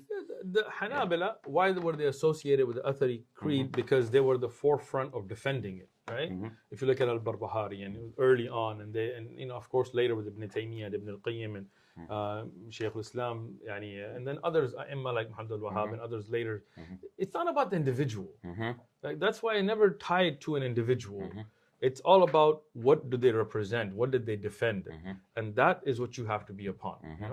Today we have brothers talking, like saying Salafi, and they couldn't name 10 Sahaba. This is such a sad state that we live in. Go learn and follow, bring it into your life. Today you have a brother that won't say salam to you because you were sitting with another brother, whatever. And I mean, this is the way Salaf al-Salihin, were they like this? Were they, did they stop salam to each other because you don't listen to my shaykh? It's ridiculous. SubhanAllah. So now about, just we want to finish on a few different things quickly, inshallah. First, the idea of scholars, right? And now people saying these scholars are not scholars because they're teaching the people the religion, but they don't talk about politics. Until they talk about politics, they be the real ulama. So if you speak about politics, you become the sheikh, the alim, the muhaddith, the imam. If you don't speak, then you are a sellout, paid agent, and all of these different things. This is another, may Allah reward you for bringing these subjects up, because these are all things that I wanted to address anyway. Look, first thing, you don't know the situations they're in. You don't know the private nasiha they may be giving. I was on a podcast and with a brother, and it's online, and he was saying nobody is advising the rulers. So that's not true. I know ulama personally, right? Who I personally have sat with, that do sit with kings of certain countries, I'm not mentioning names, and give them nasiha on subjects. Now, whether the king takes it or doesn't take it, and so, but they do. I know it personally. I've sat with them. Even right now, I was on a tour, of the Khalij and stuff, and I met many very good ulama that don't publicly come out and talk about many political things, but they do go and sit with leaders. And I sat with people who are members of royal families, and we gave nasiha, we gave advice. So just because they're not on TikTok doing it doesn't mean they're not doing it. Don't assume that. And don't think their scholarly abilities has anything to do with that. This is just stupidity, that they're sellouts and they're, how do you know? And who made you the judge? Who asked for your opinion, to be honest? When I was in San Diego one time, I was giving a dars, fiqh dars, and one brother raised his hand in the QA. He goes, what's the hukam on Islam of the king of Kuwait? Is he Muslim or kafir? I was like, first thing, I didn't even know Kuwait had a king. I mean, and I don't even know his name. So why would I know about his Islam? Secondly, I don't live in Kuwait. And I asked, Akhi, do you live in Kuwait? No. Have you ever been to Kuwait? No. What's that got to do with you? The question was trying to get me to either make takfir or to say that this or that. Why would you do that? That's so stupid, Like Muslims today, deal with that which affects you. Like, fix yourself, better yourself, better your community, better those around you. Why are you sitting around wasting your time with this stuff, right? Ulama at times are going through such hardships, but you don't see it. It's behind the scenes, right?